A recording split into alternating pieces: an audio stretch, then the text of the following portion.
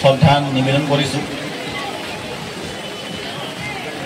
জাতিৰ পিতা মহামানৱ মহাত্মা গান্ধীৰ নেতৃত্বত অহিংস আন্দোলনত অংশগ্ৰহণকাৰী আজাদ, নেহৰু, পেটেল আদি বিভিন্ন আমাৰ লিডাৰ আছিলে। 1939 চনৰ দ্বিতীয় মহাযুদ্ধৰ উপমনিৰ সময়ত সমাগত হোৱাত ইংৰাজসকলক ভাৰতৰ কংগ্ৰেছ মহাসভাক সহায় মাগিছিল যদিও চৰ্ত সাপেক্ষে কংগ্ৰেছ মহাসভাই স্বাধীনতা দাবী কৰিছিল। অথচ ইংৰাজ চৰকাৰে সেই দাবীক আওকাণ কৰিছিল।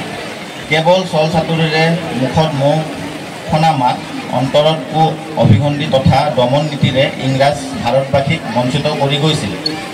পূৰ্বৰ মহাযুদ্ধত ভুৱা প্ৰতিশ্ৰুতিৰ কথা স্মৰণ কৰি কংগ্ৰেছ মহাসভাই ইংৰাজৰ পৰা স্বাধীনতাৰ লিখিত প্ৰতিশ্ৰুতি দাবী কৰিছিল। অথচ বণিক ইংৰাজে তেওঁলোকৰ সাম্ৰাজ্যবাদী মনোভাৱৰ লৰচৰ নকৰিলে। তেতিয়াৰ পৰাই ইংৰাজ আৰু ভাৰতৰ কংগ্ৰেছ মহাসভাৰ মাজত বৃহৎ ফাট মেলাৰ উপক্ৰম হৈছিল। কংগ্ৰেছে মহাসমাৰত ইংৰাজক অকণো সহায় আগ নবঢ়ালে আৰু গান্ধীজীৰ নেতৃত্বত তথা নিৰ্দেশত সমগ্ৰ ভাৰতবৰ্ষত ব্যক্তিগত সত্যাগ্ৰহ আন্দোলন আৰম্ভ হ'ল। স্বাধীন তেতিয়াৰ বৰনগৰ শাখা কংগ্ৰেছ সমিতিও সেই অনুসৰে ব্যক্তিগত সত্যাগ্ৰহ আন্দোলনৰ সূচনা কৰিলে আৰু প্ৰথমে নন্দমোহন মজুমদাৰ, খগেন শৰ্মা, ভকতৰাম মজুমদাৰ, দুৰ্গেশ্বৰ দাস আদি সদস্যসকলে সত্যাগ্ৰহ কৰিলে।